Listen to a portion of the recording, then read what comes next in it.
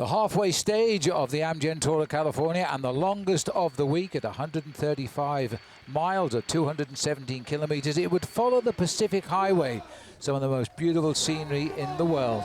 The riders are leaving here from Morro Bay, bound for the racetrack at Laguna, just on the outskirts of Monterey.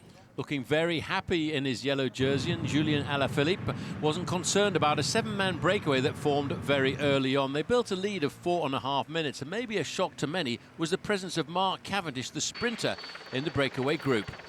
The peloton enjoying a look across the Pacific Ocean as they crossed here the Bixby Bridge, were holding the riders in check. They knew at the end of the day there were two very sharp hills, but first of all they had to catch up with the breakaway. But it was big pressure. The breakaway had 4.5 minutes. As they started to get down to the final few kilometres, the race was on. One of the pre-race favourites, Lachlan Morton, went down very hard at the wrong part of the race just before the start of the penultimate climb. Yes, about 6 miles to go on the Laurelus grade. Morton had crashed and lost all chance of retaining his high overall position. The breakaway up front being led by the blue jerseyed Greg Daniel, the youngster on the Action team. He was trying to split away from the breakaway. Cavendish was dropped and picked up by what was left of the chasing peloton. And as they were going up the Laurelus grade, only one rider was setting the pace, Daniel. Yes, and he had a 30-second advantage, and he pressed on to the top of the climb, facing up to a 60-mile-an-hour descent onto the motor racing circuit at Laguna Seca, the motor racing circuit, the Mazda circuit just outside of Monterey Bay. He made the horseshoe switch back there onto the circuit. Then he would face a 16% climb, and that was to prove one hill too far.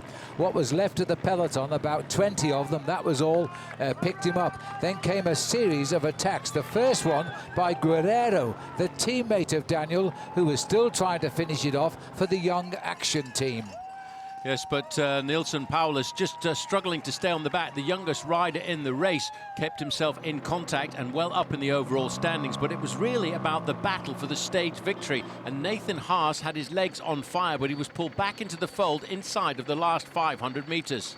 It seemed everyone who had survived this last 6 miles of the race all felt they could win it, as attack after counter-attack was made through the corkscrew on the famous motor race circuit, as the riders now lined up for the finish at 1 kilometre out.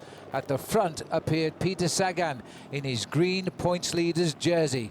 Queuing up behind him, though, in the black and red jerseys of BMC Racing, Sammy Sanchez, the Olympic champion, was trying to get a victory for his man, Craig van Avermaet, but it was chaos behind as everybody scrambled to stay in the slipstream of the riders in front of them.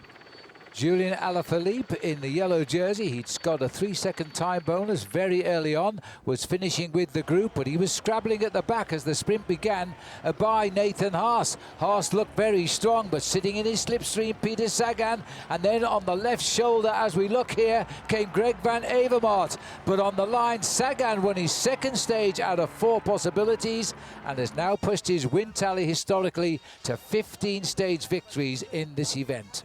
But after a cut and thrust fight to the line, there was no real change in the overall standings as Peter Sagan enjoyed the victory of the stage. Behind, most of the contenders were pretty much together.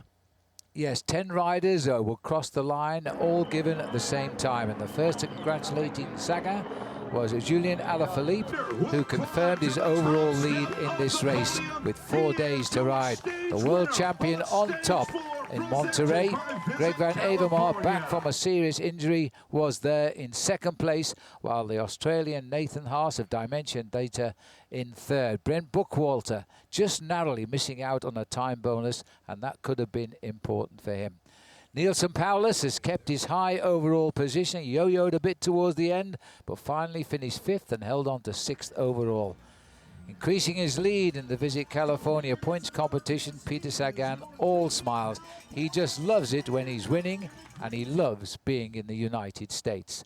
The point standing for him now is the only clear leader of any of the competitions, 38 against Ben King's 21. Alaphilippe still a threat there in third place. And further down, Paulus is there in 10th with 11 points scored. What a day this man had. He picked up a 3-second time bonus, finished in the same time as the other 9 riders alongside him. He's actually increased his overall lead tonight by 3 seconds. Julian Alaphilippe just crossing off one more day, and his extension is 22 seconds now over Peter Stettner in second place and 37 seconds back to the Kiwi George Bennett. Buckwalter in 4th place. It would have been slightly different had he just snicked a time bonus, but tomorrow it's another long stage as we go to South Lake Tahoe.